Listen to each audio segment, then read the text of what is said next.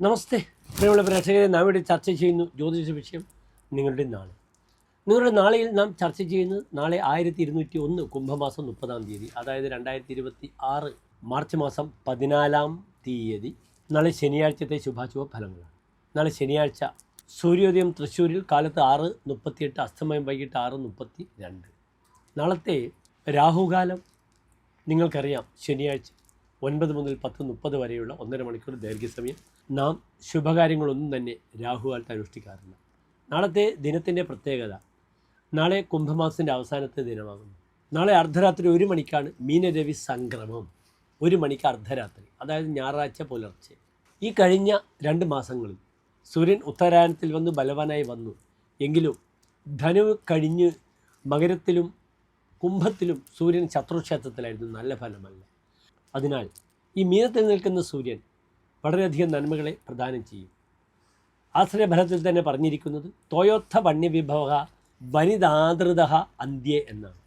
വനിതാതൃത, സ്ത്രീകളാൽ ആദരിക്കപ്പെടുക. അപ്രകാരം തോയോത്ഥ വന്യ വിഭവ, ജലത്തിലൂടെ ധനം ലഭിക്കുക. അതിനാൽ ജലവുമായി ബന്ധപ്പെടുന്ന യാത്രാ വിഷയങ്ങളിലൊക്കെ അനുകൂലമായ സ്ഥിതി വരും.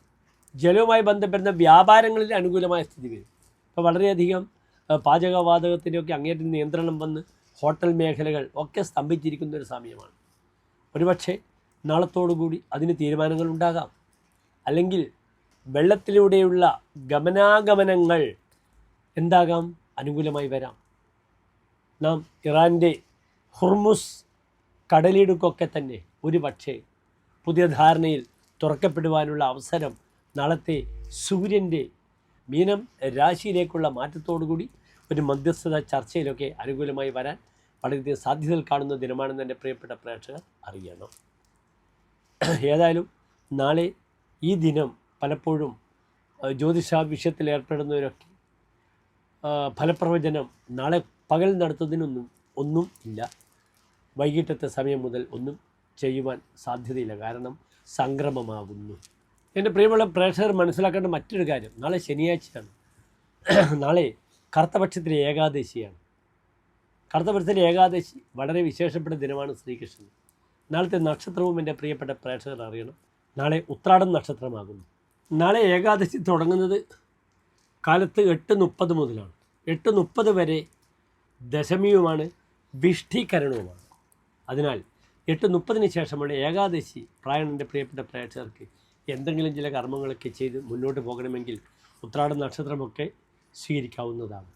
നാളെ ഒരു ശുഭ മുഹൂർത്തം കാലത്ത് 10:40 മുതൽ 11:40 വരെയുള്ള സമയം, രാഹുകാലം കഴിഞ്ഞുള്ള സമയം വളരെ അനുകൂലമായ ഒരു സമയമാണെന്ന് അറിയാം. അത് സ്ഥിരരാശിയാണ്, ഇടവൻ രാശിയാണ്. അതിനാൽ ശുഭകർമ്മങ്ങൾക്കൊക്കെ നാളത്തെ സമയം, ഈ ഒരു സമയം അനുകൂലമായി എടുക്കുക പ്രിയമുള്ള പ്രേക്ഷകർ. നന്ദി, നമസ്തേ.